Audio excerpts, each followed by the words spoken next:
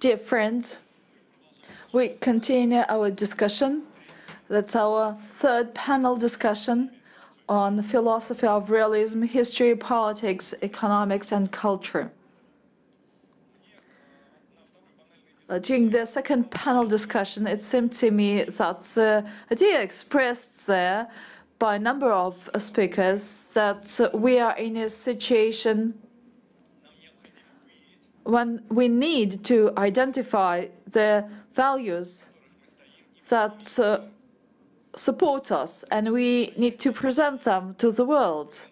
So opposition and competition, acute competition, makes us reflect and become aware of something that we practice but are not fully aware of that ourselves, or do not know well about ourselves. And that's why it is important to understand the philosophical stand of Zinoviev and his school.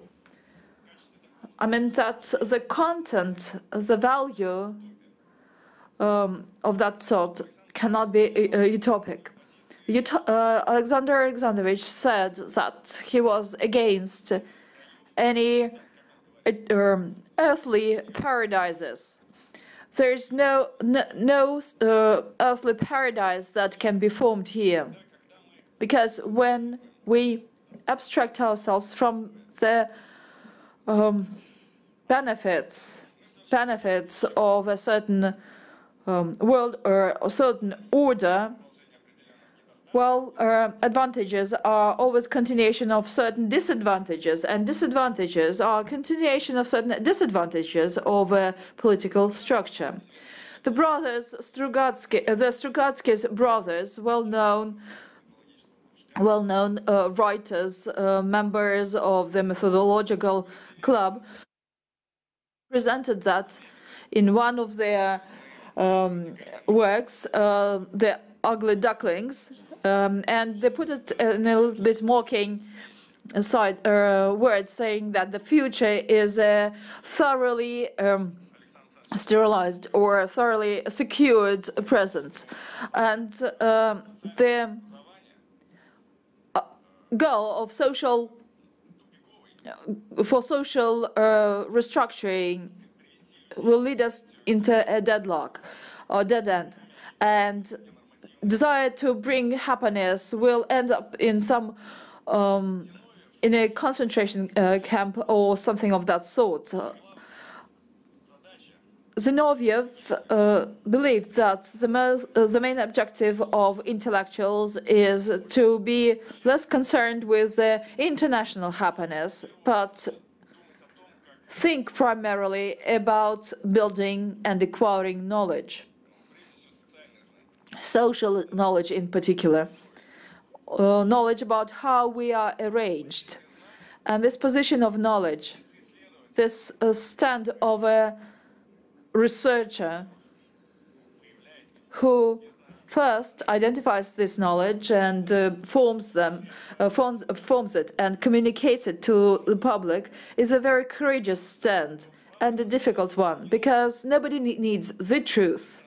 Although on the other hand, only if we know the truth about ourselves and about the way we are arranged, we will have a chance to survive.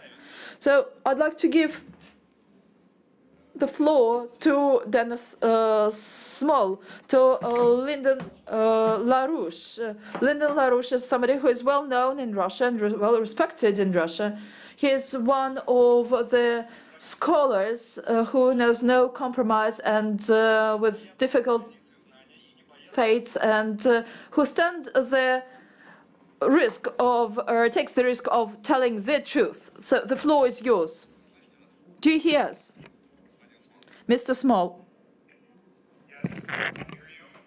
I hear you fine. I hope you can hear me as well. And I would like to thank the conference organizers for their kind invitation to Mr. Lyndon LaRouche to address you. I'm honored to represent him on this occasion, especially having learned that in the late 1980s, when Mr. LaRouche was a political prisoner of the Bush senior regime in the United States, and I with him, Alexander Zinoviev and Olga ZINOVIEV, signed a public statement in support of us, for which I thank you. The proceedings of today's conference take on a special urgency in light of the current existential crisis facing humanity. Never since the devastating Black Death of the 14th century, which destroyed nearly half the population of Europe, has humanity been so close to bringing about its own extinction as a result of ignoring the lessons of history, of bad politics, very bad economics, and even worse, philosophy and culture. The United States and Europe are today dominated by a utilitarian, reductionist, Aristotelian philosophical outlook, more worthy of beasts than of the willfully creative species that is mankind. And as with the new dark age of the 14th century, nothing less than a total paradigm shift to a new classical renaissance in science and culture can pull humanity back from the brink today. As we speak, the very structure of civilization is breaking apart, especially in the transatlantic sector of the world economy. As was stated in the final declaration of the 30th anniversary conference of the Schiller Institute, founded by Helga Zepp-LaRouche, held in Frankfurt, Germany on October 18th and 19th, 2014, just a week or so ago. And I quote, "First, there is the Ebola pandemic, which is already out of control in Africa, for which there is no cure, and which is threatening to become more threatening than the Black Death of the 14th century. Second, there is the terrorist threat for the whole world and genocide spreading from the so-called IS Caliphate, not only demonstrating a subhuman barbarism, but explicitly threatening Russia and China, and therefore becoming the potential trigger to blow up all of Southwest Asia and even leading to a new world war." The declaration continues, and I keep quoting, "And third, there is the absolute certainty that the completely bankrupt transatlantic financial system is about to blow up, threatening also to throw much of the world into a dark age." In light of these three mortal dangers, it is a question of life and death of humanity to stop the immoral and imbecilic policies of geopolitics and confrontation against Russia and China.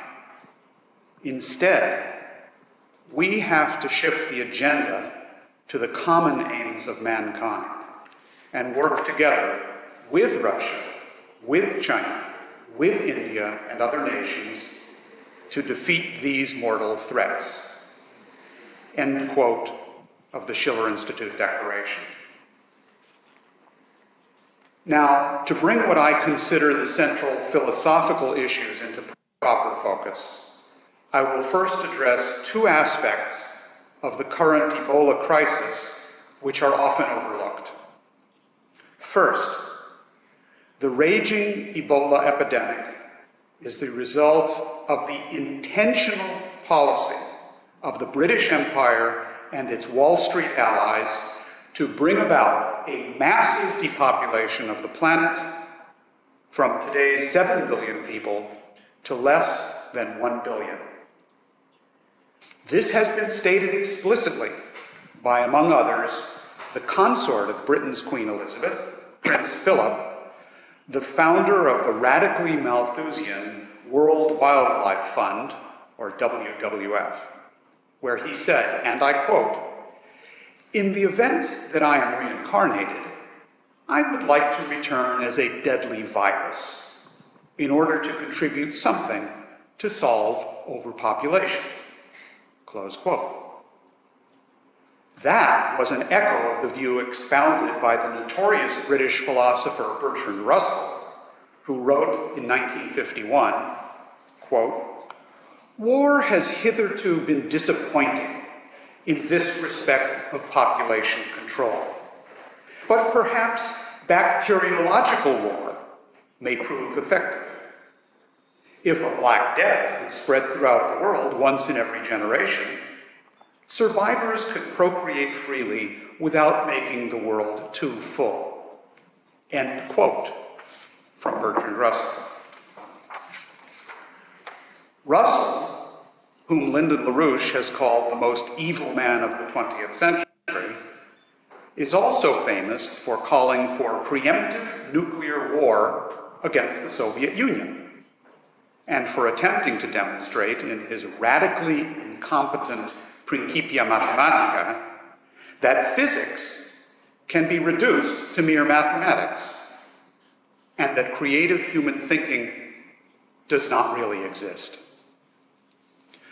Both Prince Philip and Bertrand Russell were echoing the outlook expressed by Thomas Malthus in 1791. Quote, "In our towns, we should make the streets narrower, crowd more people into the houses, and court the return of the plague." Close quote. That is precisely what the policies of the IMF, Wall Street, and the City of London are doing today. Their imposition of drastic austerity to try to sustain a cancerous speculative bubble of a financial nature which today approaches $2 quadrillion is responsible for the conditions of hunger, malnutrition, and overall physical economic collapse, which are the breeding ground for the pandemics now spreading from Africa across the globe. Consider Lyndon LaRouche's pedagogical graphic, the triple curve or typical collapse function. First slide, please. Which describes today's economic breakdown crisis.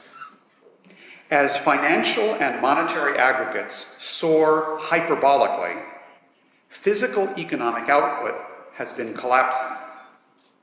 At a certain point, the entire system implodes in a hyperinflationary blowout. As can be seen in the second graphic, please show the second slide, the actual level of financial aggregates today is soaring towards $2 quadrillion. Don't ask me how many zeros that is. It's too many to count. The current policies in the transatlantic banking sector are only making things worse. You can remove the slide, please. Second, the Ebola crisis means that we face a situation that the great Vladimir Vernadsky would have well understood. Mankind's failure to continue the development of the noosphere through creative discoveries and their application is allowing the biosphere to be progressively taken over by inferior forms of life, such as the Ebola virus. Reversing this requires a reassertion of scientific and cultural creativity on a planetary scale, which in economics is expressed by great infrastructure projects, such as China's New Silk Road, LaRouche's World Land Bridge, including the Bering Strait Tunnel, and above all, by a commitment to dramatically increase the energy flux density of all economic activity, by a leap to a new technological platform, especially in the domain of energy or power, specifically controlled thermonuclear fusion power. Fusion power is the next required stage for man's future, and the ideal fuel for fusion reactors, helium-3, is available in plentiful supply on the moon. Thus, the global strategic significance of China and Russia's lunar exploration and mining perspective, as well as the overall commitment to such a development policy emerging from the BRICS countries and allied nations such as Argentina and Egypt. It will also be necessary to organize a new international financial system to finance such activity, replacing the bankrupt IMF system with a return to Glass-Steagall banking separation and credit systems based on the ideas of Alexander Hamilton, which are capable of generating the needed volumes of productive credit for these productive goals. The British liberal dogma of globalization and free trade must be buried before it buries us. But all of that is the easy part. In the 14th century, the new dark age was reversed only by a golden renaissance in thinking, which replaced the pessimism of both the hedonists and the flagellants of the day with the optimism of a scientific outlook spawned by such great thinkers as Nicholas of Cusa and Johannes Kepler. Cusa demonstrated that the human mind is not characterized by mere sense perception, but is capable of forming concepts that correspond to the actual causality of the physical universe of which man is a part. A causality which is non-linear or non-mathematical and anti-entropic, like man's mind itself. That willful creativity distinguishes man from every lower form of animal life and enables him to know, act upon, and create his own future. As Cusa put it, quote, "Mind is a living substance. Its function in this body is to give it life. And because of this, it is called soul. Mind is a substantial form of power." End quote. Man is the only species that continually discovers new universal physical principles and thus increases the productive powers of labor by these new ideas. Where other animal species face a fixed upper limit to their potential population density per square kilometer, man faces no such limits to growth, the mathematical lies of the Club of Rome notwithstanding. Thus, in conclusion, I would assert that the essential science that must be mastered again today, if we are to avoid a new dark age, which may mean the extinction of our species, is the science of the human mind, the science of human creativity per se. Thank you very much. Спасибо, господин Смол. Денис сообщает. Thank you so much, Mr. Small. Dennis will talk to us through his studio in Washington. Hopefully, Dennis, you will stay with us until the end of the discussion. But in any case, please remember us to Lyndon LaRouche.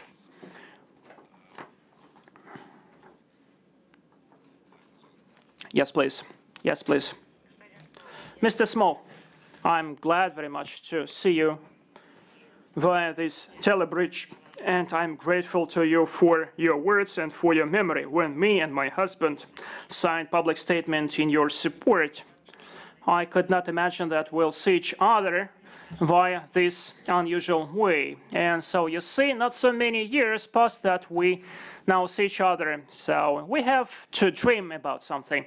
So please send my best regards to Mr. LaRouche for his being so persistent, for his being so for his sticking to his policy. Thank you so much, and best regards to you, his wife too. I would like to pass the floor to our Russian researcher, who probably more than 15 years ago focused on the pyramid of the American debts, who highlighted the fact that stimulating the demand cannot last forever. Mr. KHAZIN, the floor is yours. Thank you so much, but let me tell you from the outset that me and philosopher are two things different. I have no humanitarian background, and therefore I may tell you only some simple things which are quite tangible, which could be touched with your hands, literally. The problem which we face today is a large-scale one and has a long history. It started in the century when capitalism emerged, when the separation of the labor deepened. I mean the scientific and technological progress. By the end of the 18th century, Adam Smith shaped the problem which we are facing now, which was quite abstract then, and now it has become more relevant. This is the following problem. And depending on the separation of labor in some narrow system, and the narrower the system is, the deeper the separation would be. And if we look at the economic history of the last 300 years, we'll see that really the whole world economy was a set of bigger systems which literally swallowed or took over smaller systems, and then they would compete with each other. Then the First World War was followed by the Second World War, then eventually we had the Cold War, and now we face the situation when the whole world is one system and there are no mechanisms for the development within the system. And at the same time, it was quite interesting when in 1970s, when there were two labor systems or systems of labor separation, the Soviet one and the American one, there was an impression that the Soviet system was prevailing, and the American ideologists were very anxious about that because they wrote that they didn't know what to do, and if the Soviet Union gave no excuse to resort to the nuclear weapons, then they didn't know how to stop the Soviet Union. And the Soviet Union actually conceded a lot. First of all, it signed a treaty on the nuclear arms reduction in 1970s, then Helsinki Accords in 1975, and also the Soviet Union gave up the ideological war, recognizing the human rights adopted in the West, and actually also went out of the petroleum market. And the West was given a break, and Reaganomics was invented, the mechanism to stimulate the private demand, which allowed the United States not to die in 1980s and to bring about the collapse of the Soviet Union in 1990s. But the current crisis is a reincarnation of the crisis of the 1970s. This is a reincarnation of the crisis of the 1930s. And also this is a reincarnation of the very first crisis of that type. This is the crisis of 1907-1908. Let me draw attention to one more coincidence. Then, in 1910, a secret conference at JP Morgan, it was decided to create the Federal Reserve System of the United States, and this decision was implemented in 1913. That's when the Federal Reserve was established. Now, in 2011, a decision was adopted to create the Federal Reserve System's replicates all over the world, but this decision was not implemented due to what Strauss-Kahn did. And the scenario of the control of the financial elites over the mankind, the scenario of establishing the single world government did not come true. And now we find ourselves in the situation when the exit or way out of this situation cannot be proposed by the economists. This is actually sorted out because the model which supported the economic model, the model of capitalism, of deepening and widening of the separation of labor, doesn't work any longer. The economic development has come into a blind alley, and not right now. The exit can be advised not by the economists, but rather by the philosophers. I cannot give you a clear-cut answer. I have just a hypothesis, an assumption, because at least we have to give you some direction in which to think. I hope very much that the philosophers will invent something. When I was approached by people who thought about those ideas, and they even said that they had certain funding to bring about the solution, then I talked to Mr. Solodukhin, who was one of the speakers today. And I asked Mr. Solodukhin, who can today expand and promote the ideas of Mr. Zinoviev? And he said that once we have money, we will find such a person. But the idea seems to be very important, at least for me. I think that it is very significant that the biggest mistake which was committed in the 16th century, I'm not sure whether this is a mistake or not, but the society developed in the following direction. The resources were concentrated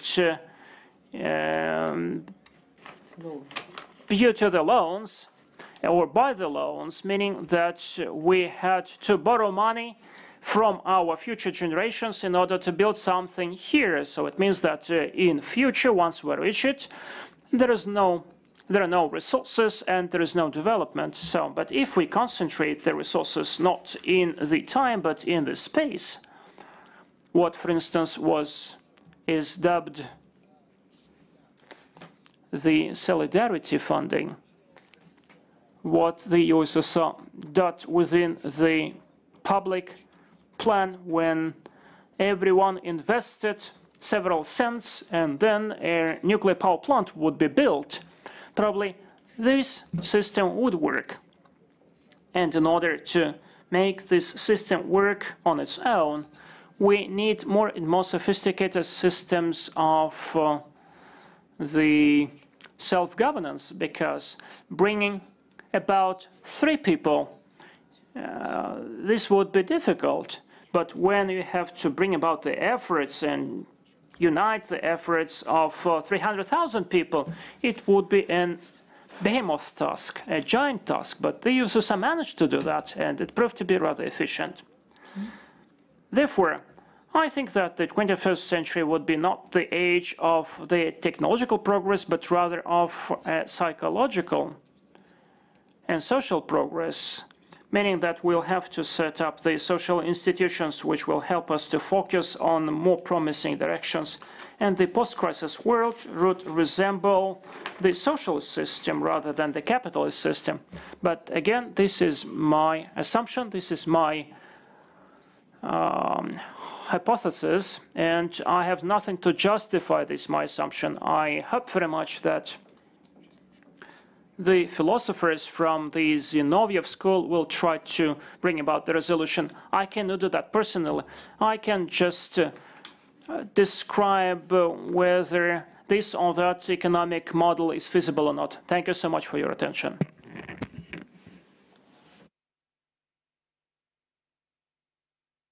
Now I'd like to pass the microphone to our German colleague, another independent and very prominent thinker from Germany, Hauke RITZ. The floor is yours.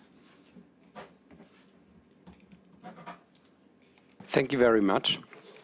It is widely known that the Western world today is in the midst of a deep crisis.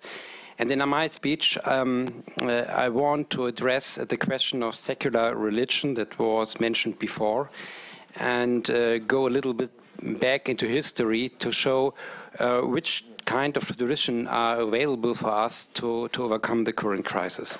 Because it's not only a crisis of geopolitics and economic, it's a crisis of culture and consciousness. And we have to ask ourselves, where are the roots of this crisis, and when was Western culture infected by it? Today, the EU describes democracy and human rights and special rights for minorities as the central ideas of the European culture. But this is, of course, not true. There are much more achievements of 2,500 years of European histories.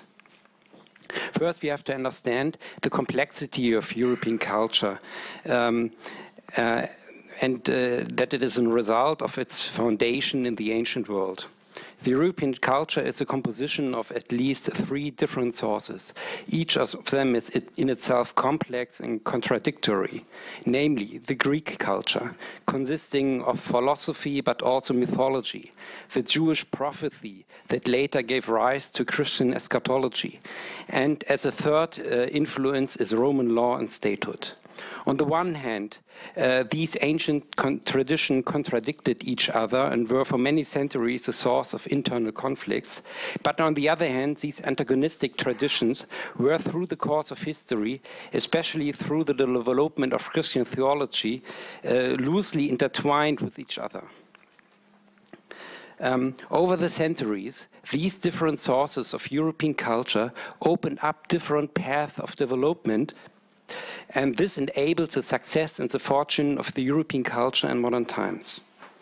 If we go back to the period from the 18th and the early 20th century, the age that was influenced by the ideas of the Enlightenment, we clearly can see how these different ancient traditions have re-established themselves on a higher level in the modern age.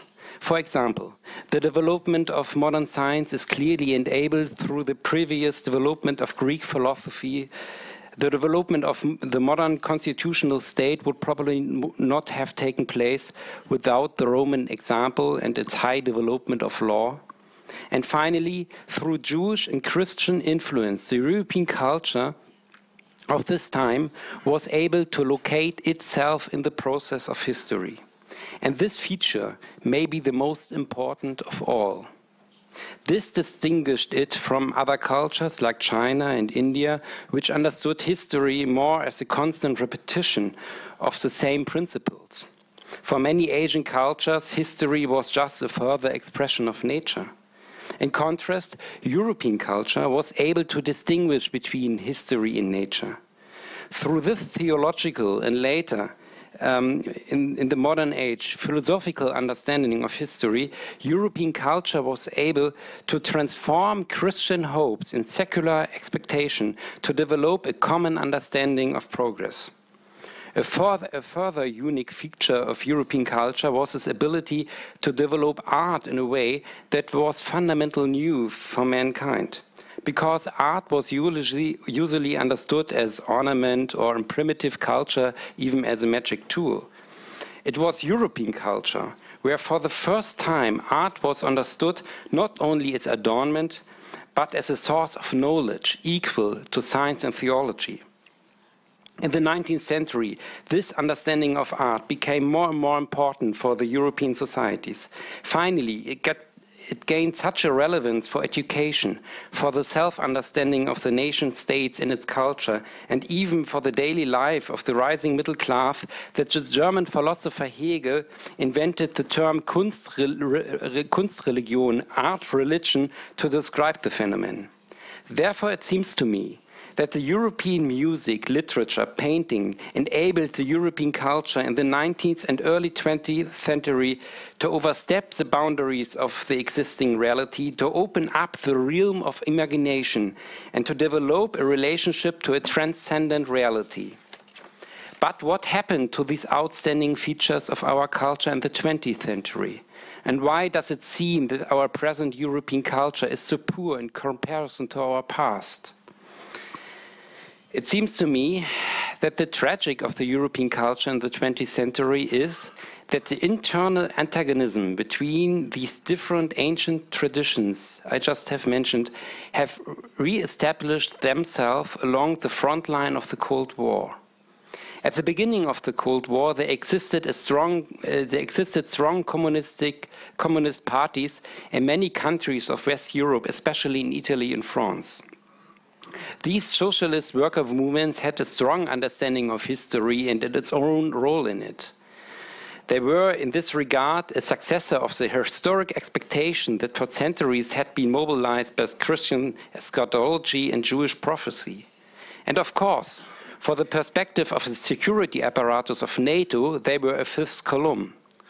How to deal with them? If you fight them directly, they may even get stronger. So a solution may have been to fight them only partly directly, but to resolve the culture out of which they grew. In the late 70s and early 80s, we see in the West the establishment of philosophical schools that not only were critical towards Marx, but also towards Hegel, to philosophy of history in general, and of course to the Christian heritage. Parallel to the appearance of the postmodern philosophy, with its constant critiques of the philosophy of history as a supposedly evil way of thinking, we see in the Western world between the late 60s and 80s the creation of a pop and lifestyle culture. One of the main features of the pop and lifestyle culture was that it propagates an ahistorical perspective on life and society. The pop and lifestyle culture is no longer troubled by the weight of history. It lives in a constant present, in a sphere that no longer knows any history and has even lost the ability to remember it. The negativity that is a central feature for all human beings who are connected to history, that are involved in historic struggles, is lost in the pop and lifestyle culture. In the pop and lifestyle culture, man is dispensed of the weight of history, but at the same time, he has lost a central feature of his humanity, namely to have a relationship to a world that is coming but still not present. The French-Russian philosopher Alexander Kojève even stated that the pop and lifestyle culture, where history has ended, man itself is regressing to an animal once again. He still would produce, for example, music, but this music would have a total different character. It would be more the expression of nature than one of culture. Today, we can see that the cultural policy of the West during the Cold War was highly effective. It really was able to establish a cultural dominance that was decisive for the outcome of the Cold War. But at the same time, it was self-destructive for Western Europe itself. The West has dominated the outcome of the Cold War by cutting off one of its own historic roots, by separating itself from the Christian heritage, which is with a high expectation in relation to the historical process. But as a side effect of these policies, the Western world today has lost its ability to locate itself in the process of history. And this may explain some of the irrational actions of the Western elite we have seen in recent days. So the West has paid a large price for its cultural dominance during the last 3 decades, a price which in the long run may be too high and which may even lead to the total implosion of European culture itself. Therefore, I want to end my speech with a proposal that we need a strategy, first, to identify the true extent of Western cultural policy in the past and today, and then a second step to find ways to overcome and to correct it. This will not only be in the interest of Russia, but also in the interest of Western Europe. Thank you very much.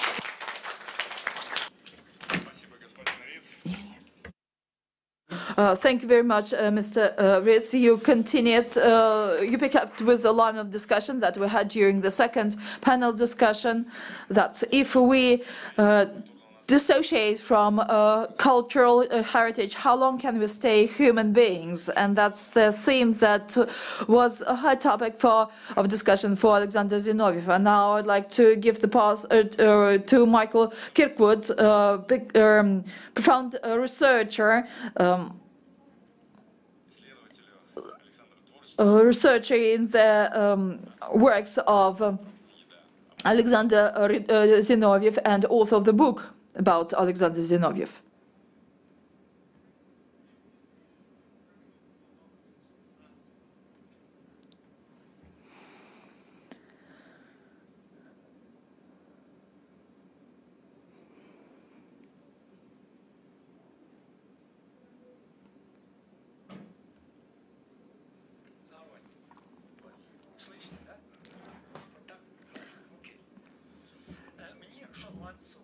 I'm a Scotsman, and I was suggested that I should express my attitude towards the following. Do the Scotsmen have the right for self-determination and thus for autonomy? Here's my considerations on this theme. First of all, this question asked is not that simple. What sorts of Scotsmen you are speaking about? Those who live permanently in Scotland, but there are many who do not live in Scotland anymore. Do they have the right for self-determination and thus for autonomy? The questions that was raised during the referendum that we had on the 18th of October this year said ran like that: should Scotland be an independent country? But the answer to that is not that.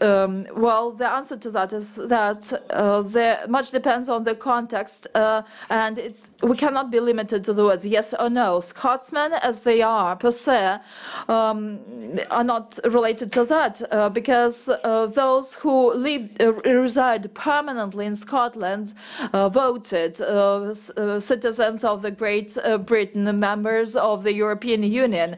Scotsmen who do not reside permanently in Scotland do not have right to vote.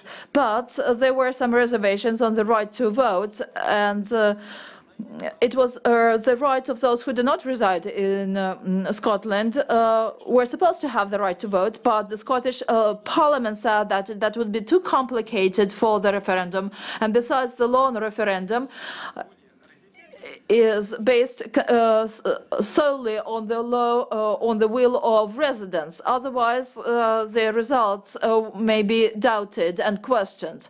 So the right of all citizens of the United Kingdom was denied. So as a result, we have we came to the following: 45% of voters voted for independence, and the rest against.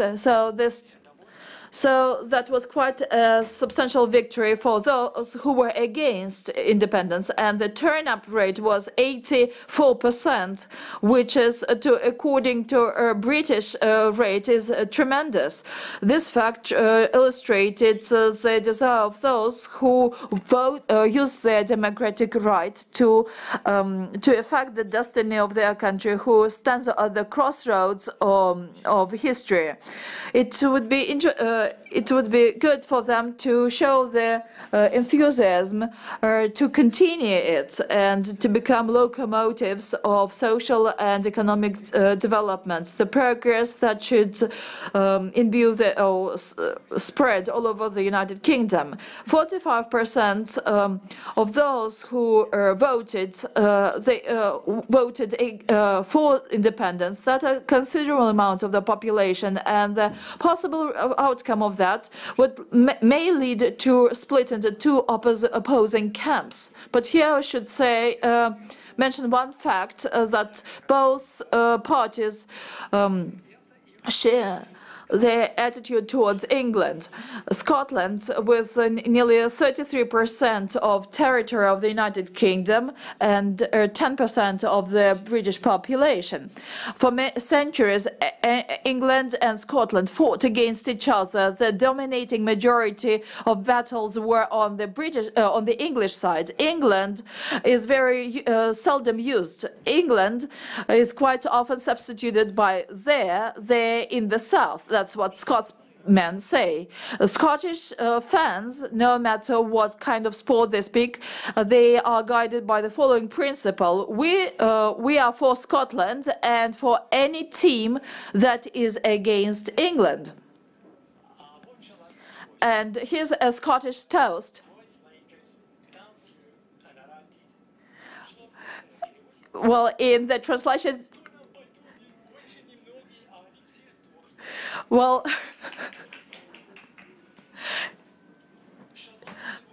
the Scotsmen are very proud of their culture. They are proud, for instance, of the situation that 4 universities worked for a number of centuries when there were only 2 in England. Scotsmen traveled to Russia and lived Russia. There's a lot of many works of literature were written in Scotland, both in English and in Old Scottish language.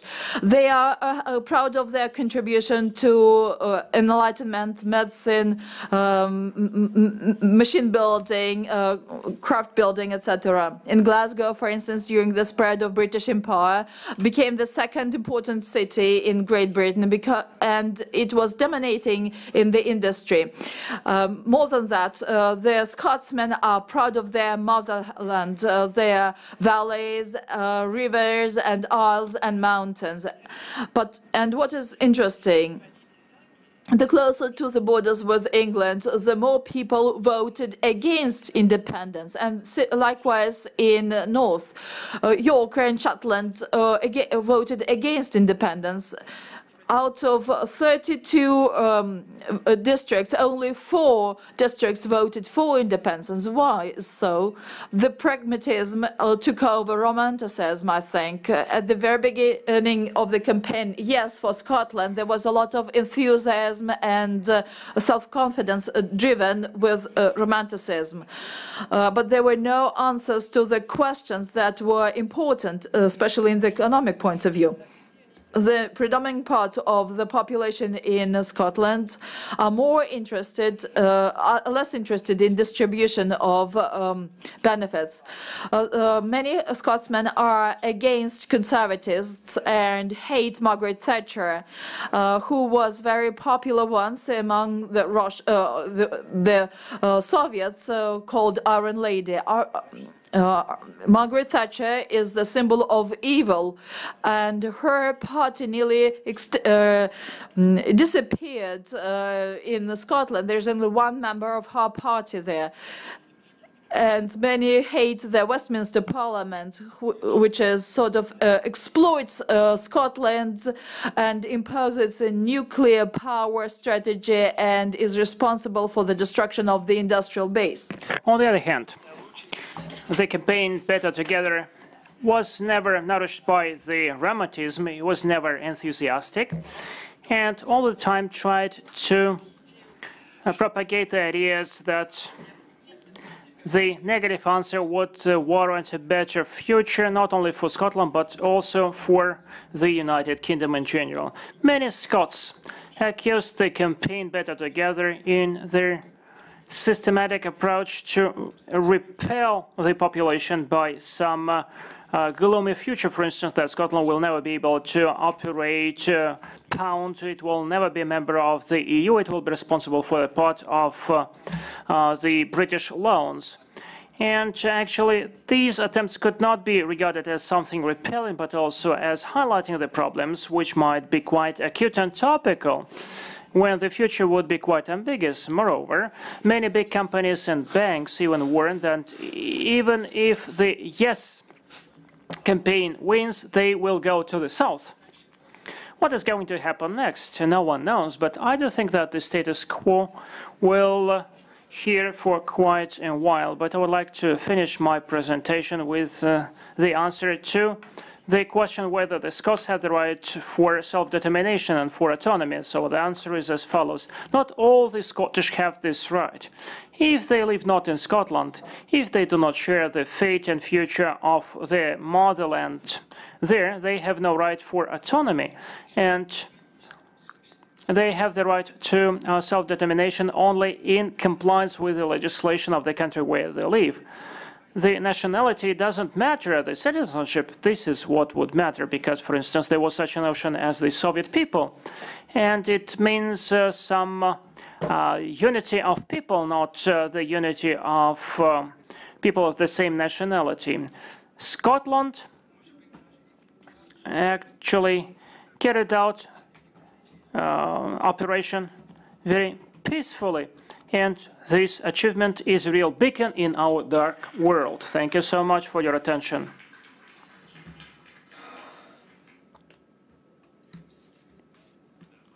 Yes, please.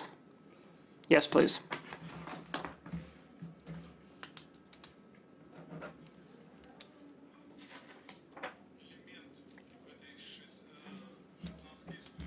So there is an element in this Scottish history that Scotland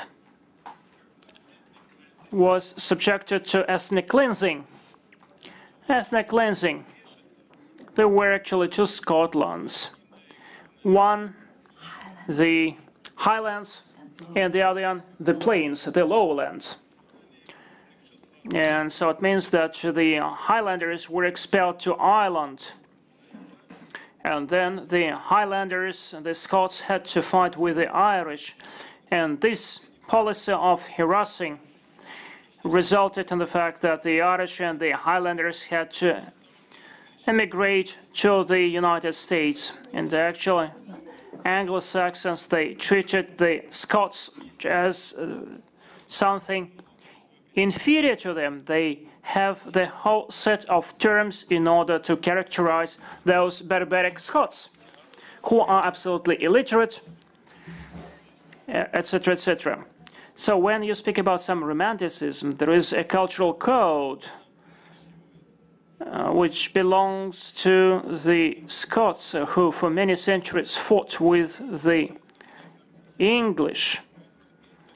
And therefore, I think that this is enshrined in their cultural code. This is not about romanticism. I spoke about the romanticism of Yes Scotland campaign. This cultural code also incorporated the humiliation and picking at the Scots by the British. Then this humiliation of the lowlanders and highlanders, this policy, I think, is also part of this cultural code. And this is one of the root causes of this movement, of this campaign. I'd like to apologize, but let me make it focused. I do not insist that it will come true or that it is correct, but I'm sure that if in 2 years Great Britain gets out of the EU, or splits from the EU, or it will move closer to the United States, then Scotland and the northern part, Northern Ireland, would actually disintegrate from the Great Britain and become part of the EU. But if, for instance, the EU, if the UK stays within the EU, then those two countries will remain intact with the UK. At the first panel discussion, we discussed it that Russia should not fight alone. We have to look for allies around the world. I think that Scotland and the Scots are our potential proponents, potential friends in this historic movement. Ms. Zinovieva, says that Juliet, Chiesa Giulietto, you have something to tell us. I would like to take advantage of this opportunity, this subject matter, the referendum of Scotland, to discuss the fate of Europe. I think that right now you in Russia are not too deep in this process. Europe undergoes a big crisis, which is much wider than the one which is obvious. Have a look at the most recent elections. 3 types of elections, 3 nations: France, Great Britain and Italy. Let us take 3 of these nations, but the trends which I highlighted, they are all European ones. For instance, Great Britain now sees the party which won the European elections, and it just emerged and it won the elections, and this made a U-turn. It made also a U-turn in the public consciousness, a wide-scale U-turn, meaning that both the Tories and the Whigs lost their seats, and this is something absolutely amazing in the post-war period. Look at France, for instance. Marine Le Pen won the elections. This is almost a socialist party almost disappeared, and other parties, they remained number 2 and number 3. This is also a dramatic U-turn in the politics. Look at Italy. These were not the European elections, but rather the parliamentary elections, the party which never existed before. The 5-star party ran for the first time, and it immediately got 25% of votes. So 9 million people voted in favor of this party, and I think that this is very close to the problems of Russia. Who Russia can cooperate with, who Russia can talk to in Europe. The previous composition of the political forces is dying out. And I think that this is only the beginning of that process. The pact which brought together the elites and the people would terminate, because what was promised would lose its sense.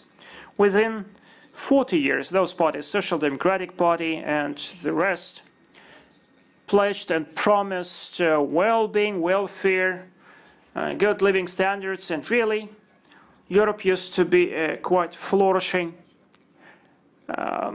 country where the human rights would be respected, and economically and politically the life was good there. But right now, ever starting from the year 2008, protruded and lengthy crisis started. And as I said, there will be no more development. People start to understand that there will be no more development. All the pleasures are absolutely not feasible. And people in the streets, grassroots, and I'm speaking about the pan-European movement, they are looking for other parties which are not existing yet. And they look either to the right and to the left. For instance, in Italy, the leftist parties won, whereas in France, for instance, the rightist parties won. So people are looking for new parties, which are not existent yet, but the crisis is evident. I think that Russia has to analyze the future of Europe in more detail, because the crisis in Europe is because of the loss of confidence. Most of the people, they abstain from voting. Moreover, the constitutions are not democratic any longer. So there are 3 institutions which run Europe, and they have nothing to do with democracy. That's the International Monetary Fund. And this is not even a European institution then. The European Central Bank and the European Commission. No one is elected there. And these are not the elected positions, and people start understanding that the whole structure is governed from above. As I said in the morning, so the master of the universe, that's huge investment banks of the world. There are about 10 banks of the world which run the Western world. And against this backdrop, I said that Russia has a lot of potential partners, but not at the level of the ruling elites. These partners are everywhere, but Russia has to make itself heard. And Russia has to understand that its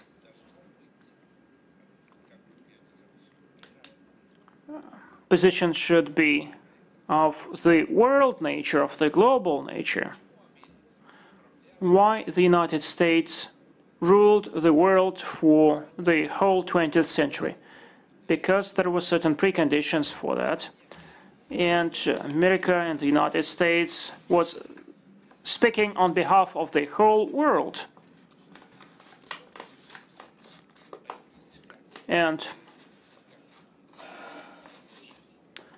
for instance, you have to promote the values on behalf of everyone else. And Russia has to have a say, but not against a different background. I think that the rest of the world has to know that Russia is not an enemy. And this is very fundamental. Russia is not an enemy. Russia can be a strategic ally in the fight for survival of the mankind. And I'm speaking in that very sense, in that very spirit. Thank you. I think that what Mr. Chiesa said is really very pivotal. And I would like to draw your attention to the fact that this our roundtable and our panel discussions are held within the Zinoviev Club, but it is in the premises of Rossiya Segodnya News Agency, and this conference is co-chaired by Ms. Zinovieva and Mr. Kiselov, who is the Director General of Rossiya Segodnya News Agency. Because there are some objective reasons why the European population has to sober. And certainly we have to contribute to that sobering of the European population. And strategically, you probably wanted to add something. Yes. I would like to respond to you, Juliet. When we established our club, Zinoviev Club, in the premises of Rossiya Segodnya News Agency, we followed a very ambitious goal. And our priority was to convey the anxiety and preoccupation of the leading experts who are working in the independent information media, to convey our ideas to our proponents and friends around the world and to bring them together. Am I right? Yeah. You want to say something? Dennis, Mr. Small, do you want to say something? Yes, thank you very much. On the issue of Europe, which I would like to consider along with the situation of the United States, since I am addressing you from Washington, D.C., the entire transatlantic financial system is in the process of a final breakdown crisis. The global derivatives cancer, and it is a cancer, is now approaching $2 quadrillion. The policies, as the last comment was made, that the large banks and the policies of the International Monetary Fund and the ECB and the EU are a policy of supporting that cancer while destroying the actual physical economy. In Europe, you have countries like Spain or Greece, where the unemployment rate for youth is 60%. No nation can have a future where youth unemployment is 60%. These nations are being destroyed by the policies of the IMF, the policies of the Troika, the policies of the ECB, and so forth. Fortunately, there is an alternative which is in the process of being established internationally, which is the BRICS, the nations of Brazil, Russia, India, China, South Africa. And incidentally, just yesterday, the presidential elections in Brazil fortunately led to the re-election of President Dilma Rousseff, who is committed to the BRICS policy, and not her opponent, Aécio Neves, who is committed to the City of London and Wall Street. The BRICS alternative, in alliance with countries like Argentina and Egypt that are not formally part of the BRICS, are moving in a direction of actual productive economic development, which is something that is being watched very closely, both in Europe and inside the United States. Because half of humanity is sinking with the Titanic. That half is the transatlantic system. We are sinking. The other half of humanity is not. It has a different policy. And here inside the United States, the voice of Mr. LaRouche, which is listened to in Washington, the way often the voices of inconvenient opposition figures are listened to by thinking people. Mr. LaRouche's view that the United States must shift its policy and return to the policies of Franklin Roosevelt, to the policies of Abraham Lincoln, and especially the policies of Alexander Hamilton, who was the first Treasury Secretary of the United States. These ideas are having a big impact under the current conditions of crisis. I would just conclude with the following observation.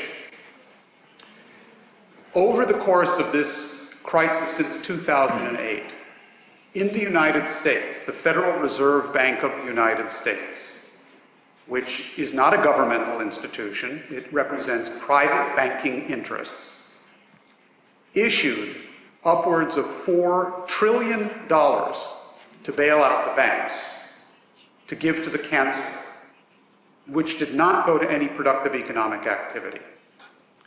During this same period, China issued approximately $7 trillion of credit. But the Chinese credit went to productive areas. So the issue of economics, as Alexander Hamilton said, is not how much credit you issue, but where it goes. If the credit goes to cancer, to speculation, it will cause hyperinflation and an economic meltdown.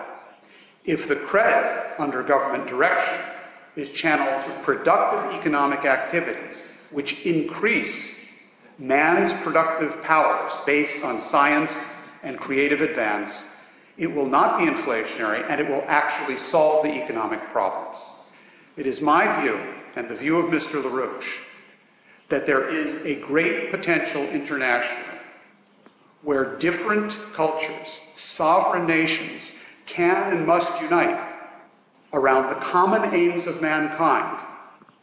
And these include countries such as the United States, the European nations, Russia, China, and India, around a policy of radically eliminating the current world financial system and replacing it with something which we in the United States know historically as the basis of the founding of our own republic.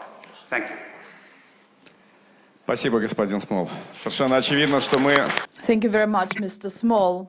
Just it's obvious that we hear each other and understand each other. I would like to give the floor to Mikhail LOGVIN. Mikhail Arkadievich once worked, was the general counselor in Munich, and that's where you met Alexander Alexandrovich. And now Mr. LOGVINOV is vice chairman of Russian-German Cultural Society. Well, that's true. I was lucky because when the Zinovievs lived in Germany, in Bavaria, during their last years of stay there. We became acquainted, and I still stay in touch with Olga Mironovna, and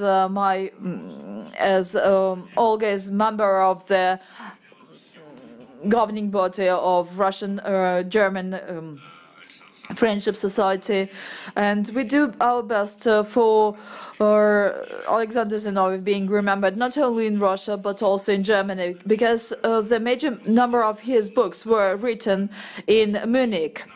So I think that we arranged a very good exhibition in his house in Berlin, but unfortunately Bavaria, we did not organize that in Bavaria, but I do hope that at some point we will have not one but many more exhibitions. I will save time and be concise. This is a very important forum to my mind. I would like to say, and I will repeat the previously expressed ideas, we truly need Alexander Alexandrovich. That's the person whom we need now, of the current relationship between Russia and the West. And I worked for many decades in Germany, in the German lands. There are many illusions that the tension will relax after the conflict with Ukraine is released. But no, we remember the Khodorkovsky case and pussy rights, and then all those things that were said against the Winter Olympics. I don't remember all those torrents of dirt that are poured now on Russia during during the times of the Cold War, of Adenauer times.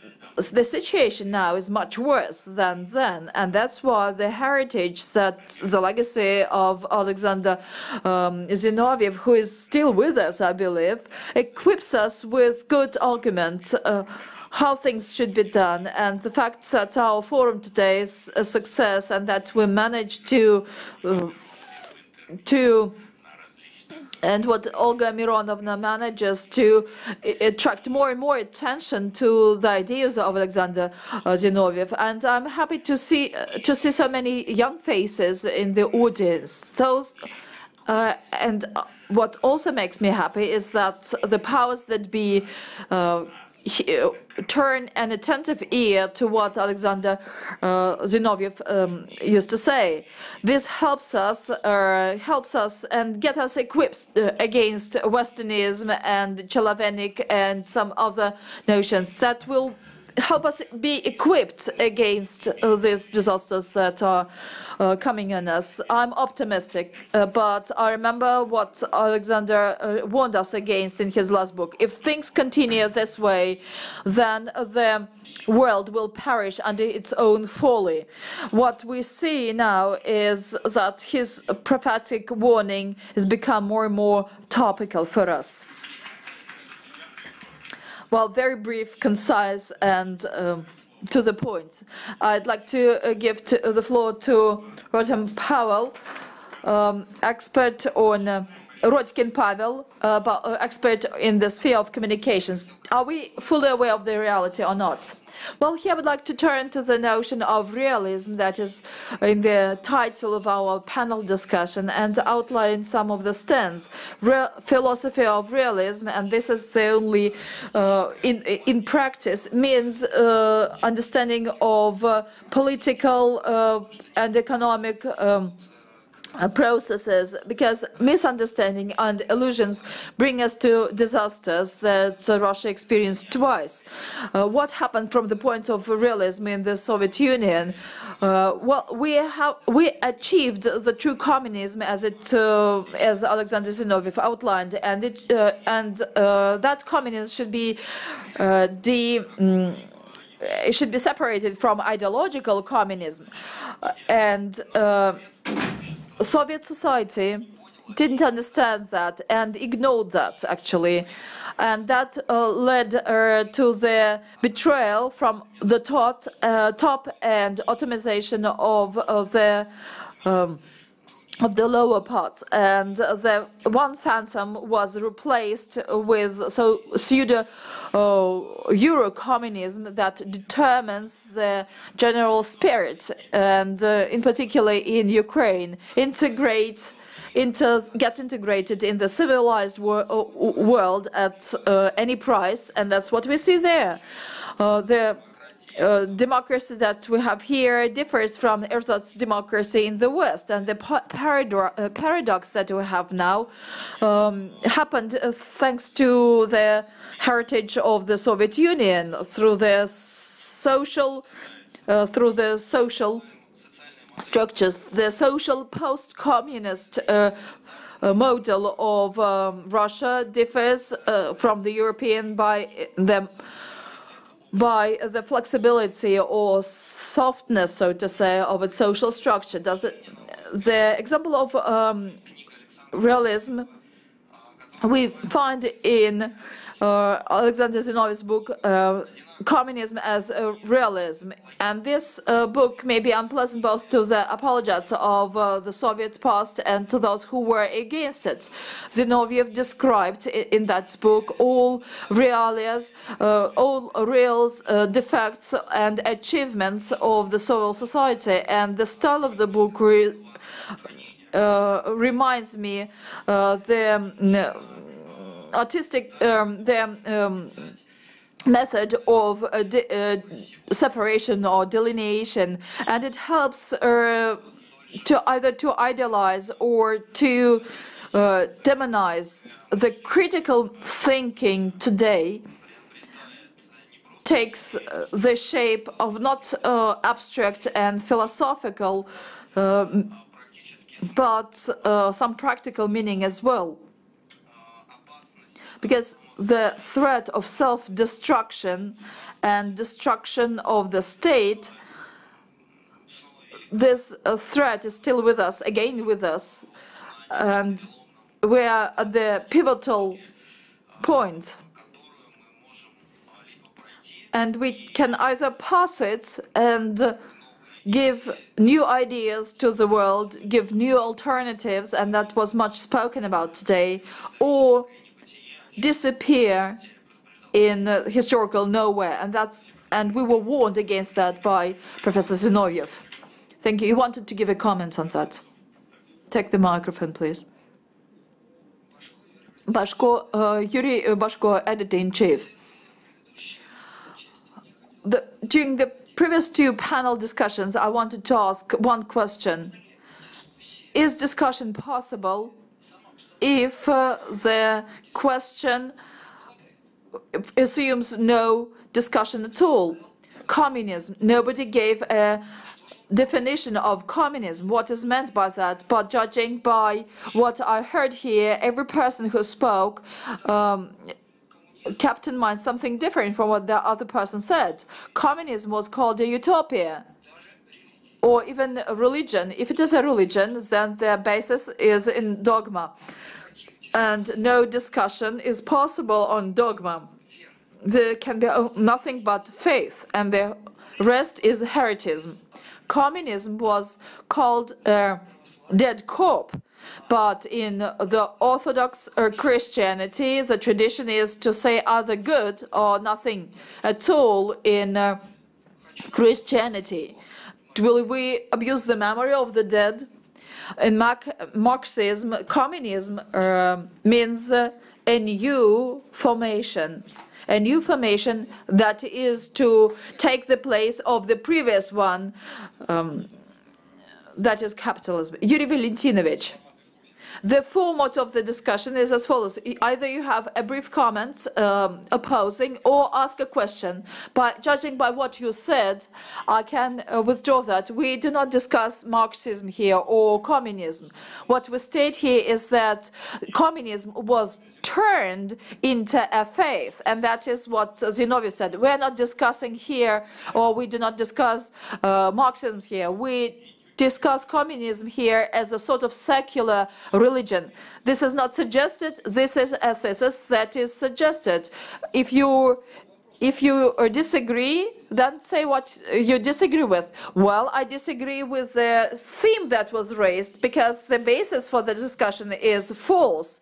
The only philosophical presentation that we had here was made by the economist. He said, do we recognize capitalism as the highest form of development of humanity? Is that the end of the development?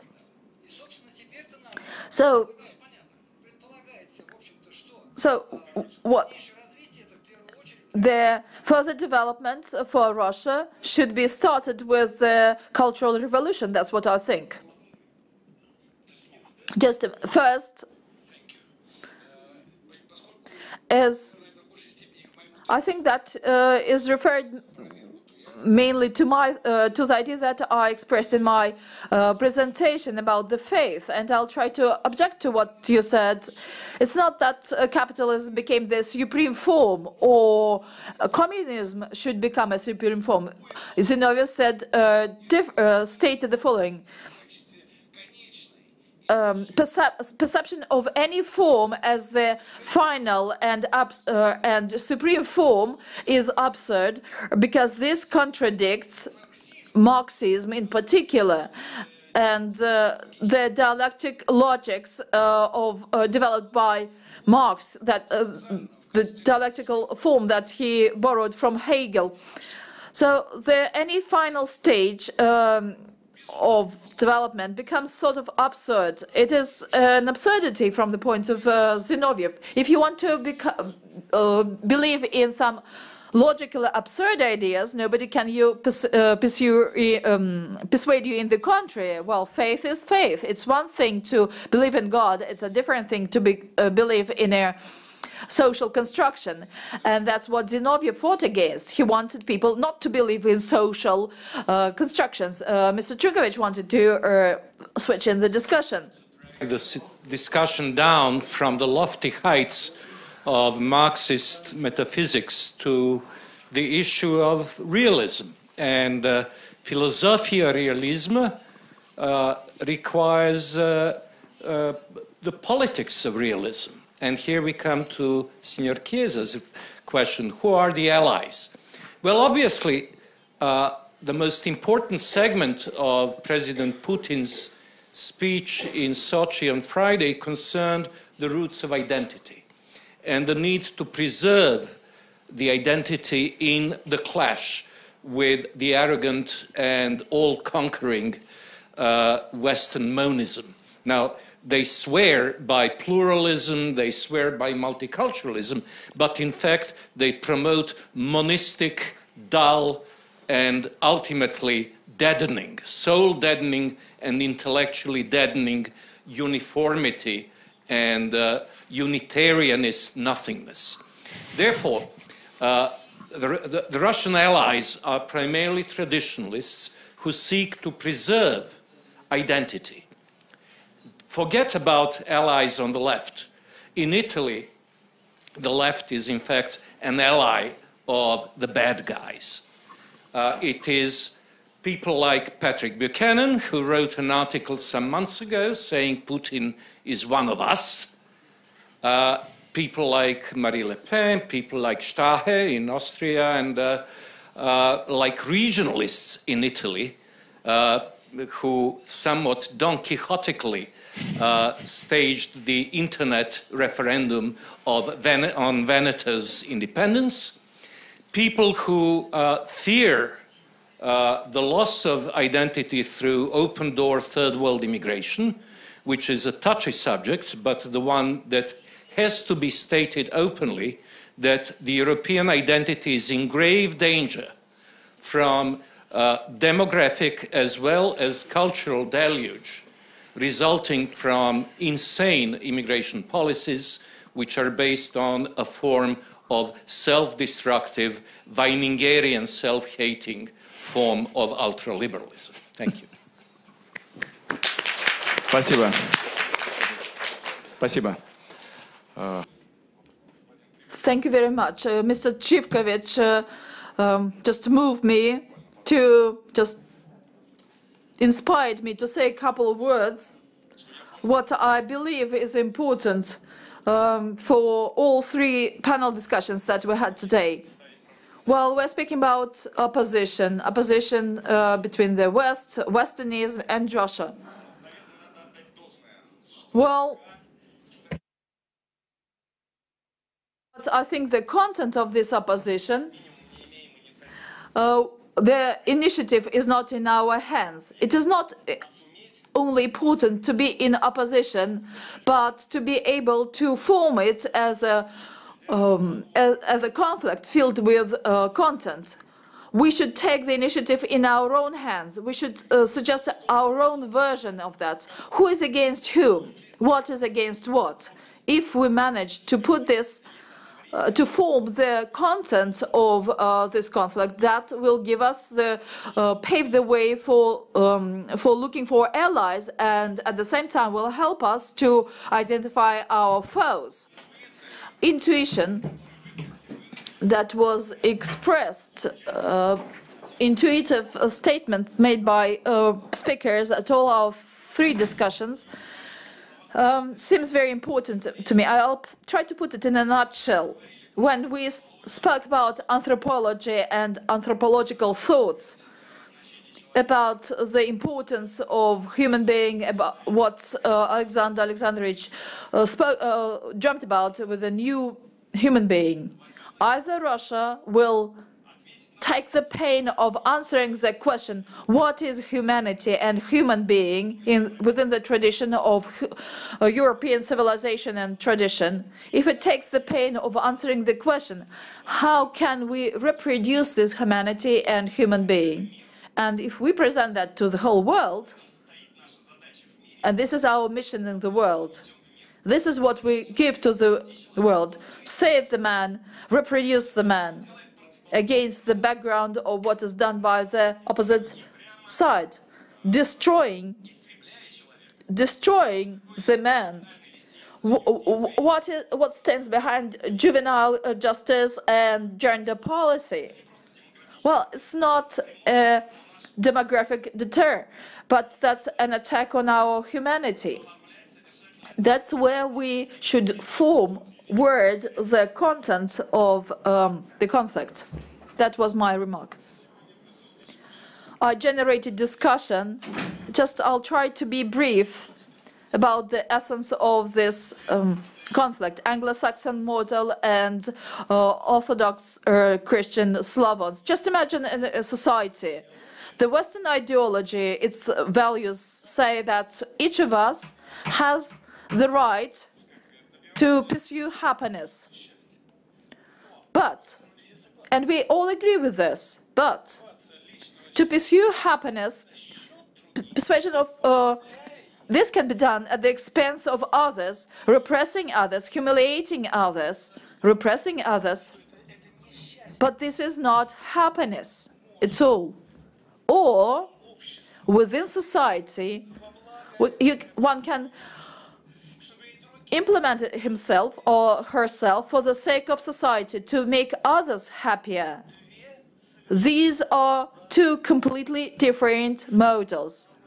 One is Anglo-Saxon. It doesn't bring us to happiness. Believe me, I experienced that myself.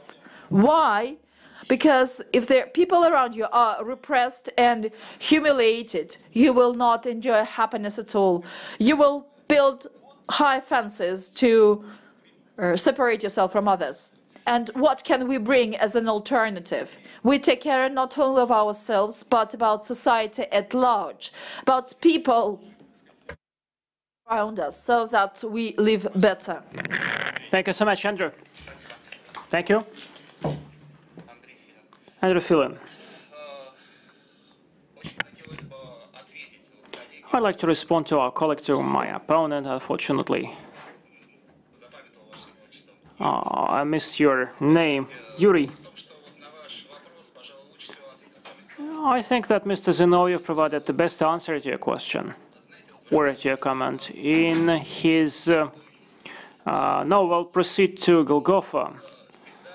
Zinoviev was a pragmatist, and he always said that we have to use language in order to bring about the definitions, otherwise there would be a lot of mistakes. So let us remember what religion is from the standpoint of etymology.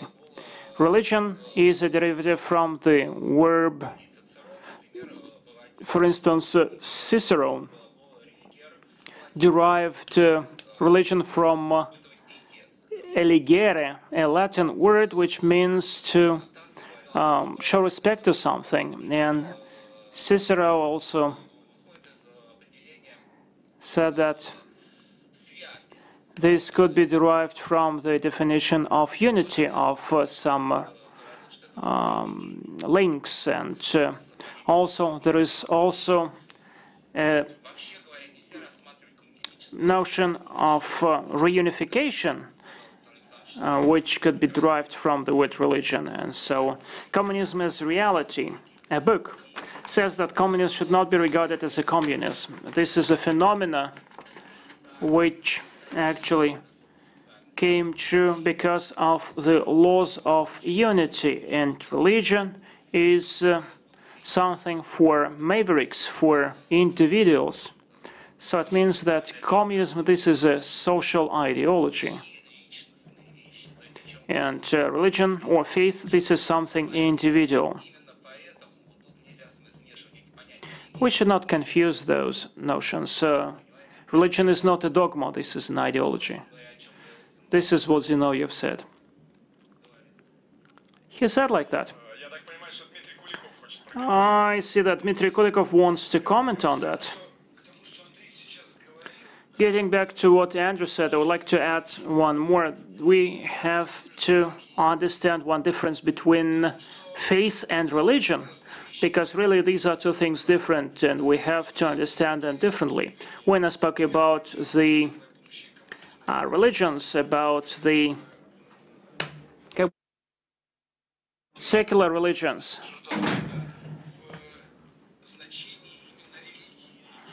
I actually implied some religious sense, and I didn't mean faith. And faith certainly is something individual, is something personified.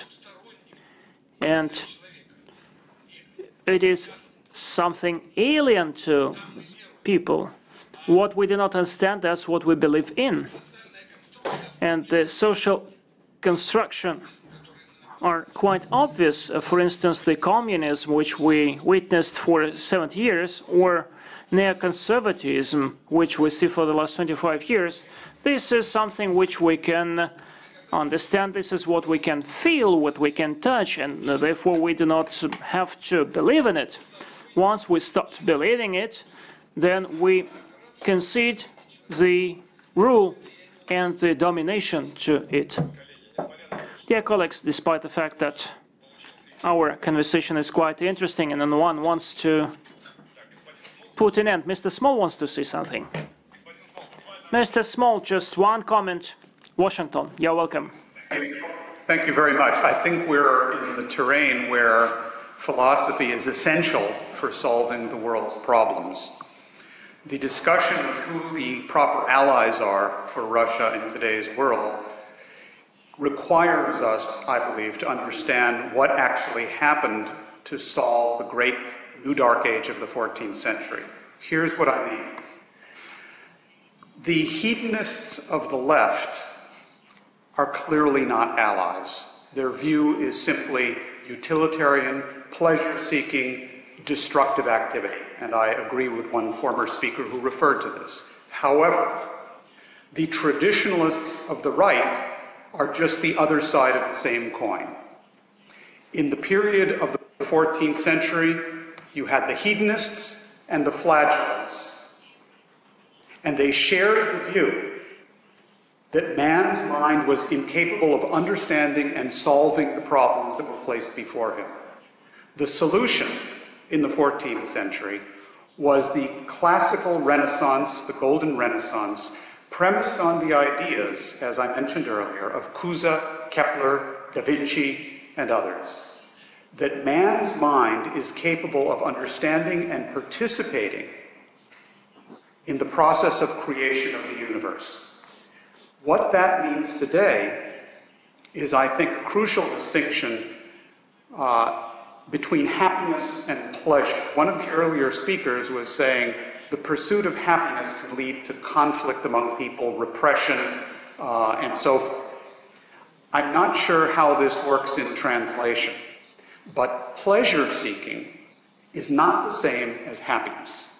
Actual happiness, as discussed by Leibniz, is the benefit of the other. It's the idea that we as a species, unlike animal species, benefit from the progress and advance of other countries and other species and other cultures and other races.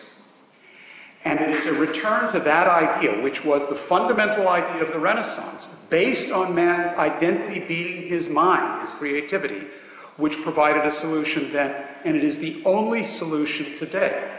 We need an economic system premised on that concept of man being an essentially creative being.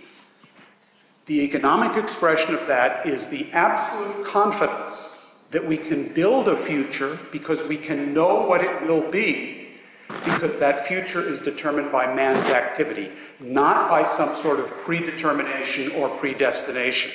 And my apologies to Luther and Calvin and other believers in predestination. They are wrong. That is not the nature of creation.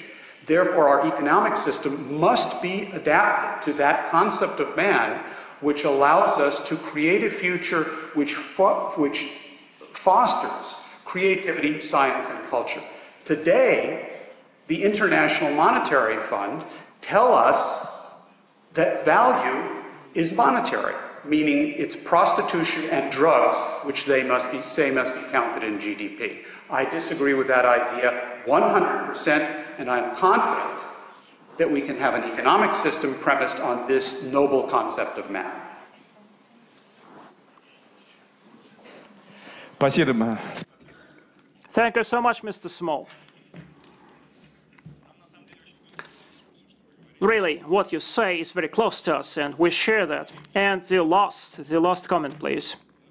Pass the mic, please.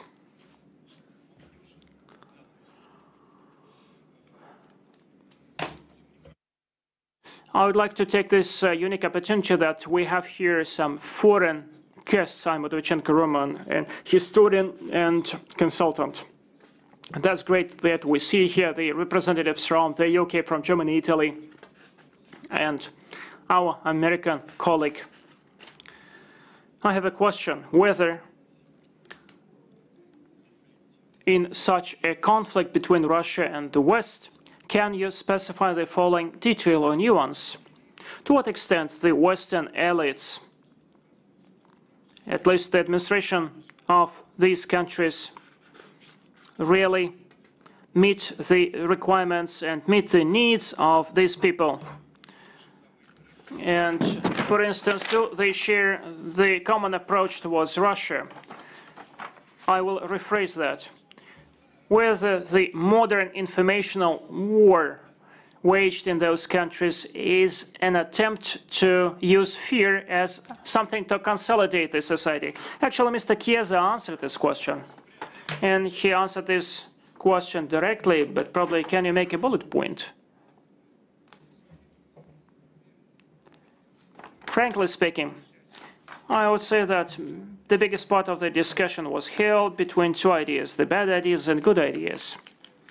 And we'll try to explain the situation which has cropped up in the West, where we do not speak about good and bad ideas.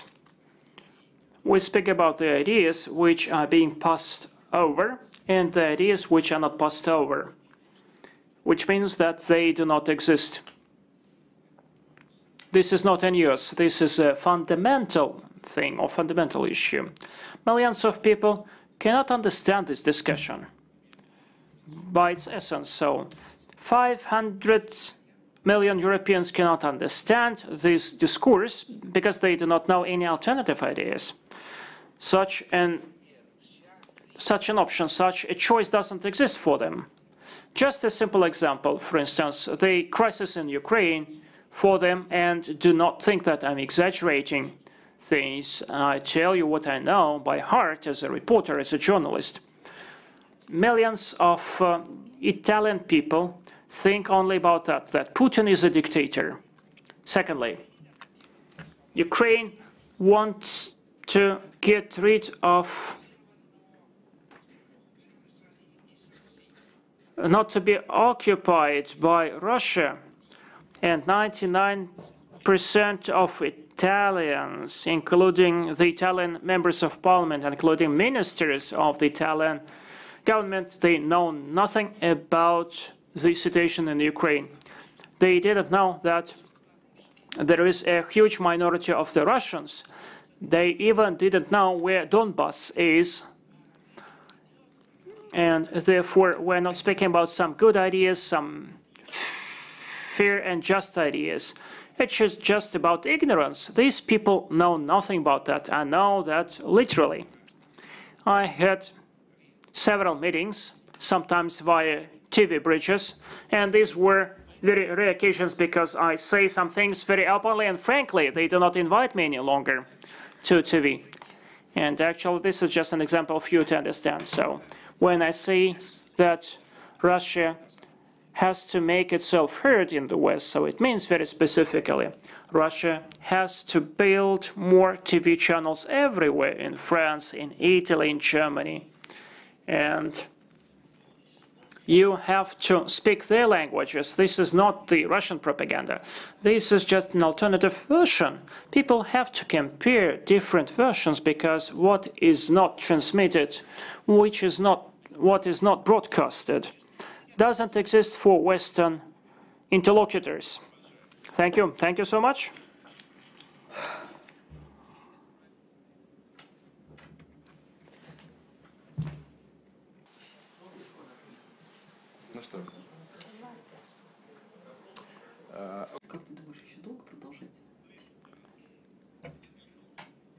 Please, several words. The information warfare against Russia is very tense in Germany, but nevertheless, there is a great disconnect between the published opinion and the public opinion. And there is maybe 1/3 of the young German population who don't buy these picture of Russia as a foe, and they inform themselves independently in the internet. They are looking Russia Today, despite the fact that it is currently not in German. And they are writing a lot of angry comments and letters to the newspaper. So there is a counterforce in the German society. This I just wanted to tell you. Спасибо. Спасибо большое. Ну, на этом мы, я думаю, будем... Thank you so much. I think that we'll call it a day, and I'm passing the floor to Ms. Zinoviev for some words of conclusion. Dear friends, I'm happy. I'm happy with the passion which we witnessed. Just a second. Please don't interrupt a woman, a lady. I am happy that so many opinions were expressed, the sentiments were high, and we even could speak here for many more hours. The matter is that each of the esteemed speakers, panelists, and participants in our today's discussion, which is absolutely unprecedented, that our today's conference is held not in the university, but in the premises of Rossiya Segodnya News Agency. This is only the beginning of our very serious communication. This is only the beginning of our work with the West, with our friends from the East and from the West, with our friends, with the people, and with the phenomena which would require support. We have to hear them just like they have to hear us. And this is not in terms of objection, but in terms of a comment, some marks on the field. 90% of Italians, it is not that they just do not understand what is going on, but they turn a blind eye on what is going on because they are used to convenient life, to comfortable life, and they would turn a blind eye on what is not imposed on them from paradise number 1 and paradise number 2. So they say, oh, this Russian again, oh, this Russia again. And actually, most of the Europeans believe that after the Berlin Wall fell, Russia ceased to exist. But Russia tries to survive, and it declares about itself, speaking in one voice. Russia is united. It shows the examples of patriotism. And this is the feeling which, probably you know, is neglected by the Russian people. And patriotism has acquired some negative dressing. Liberals say that patriotism, this is something awful. And Russia united. And I'd like to thank the Americans, which allocated $5 billion to develop democracy in Ukraine. So they invested this money so that we could hear each other, so that we could discuss different problems. And Mr. Trifkevich, for instance, Mr. RITZ, Mr. KHAZIN, you came to Russia.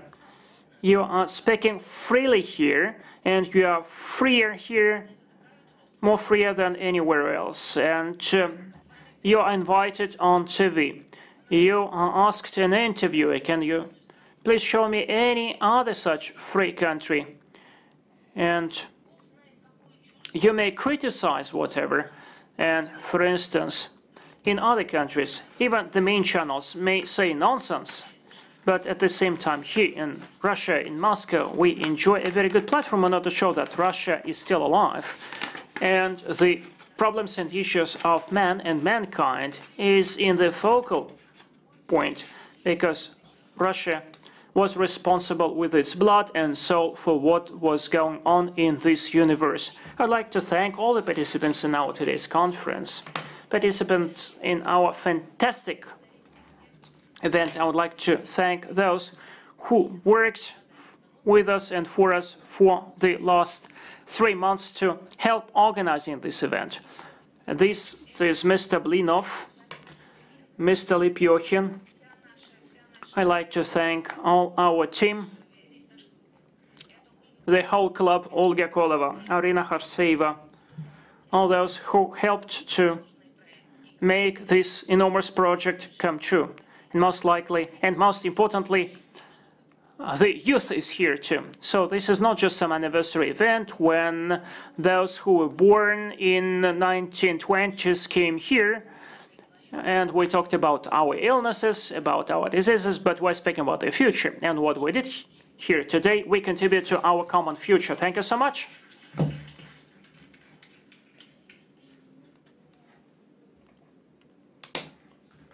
Вообще, скажешь, в институте философии, конечно, даже как философский.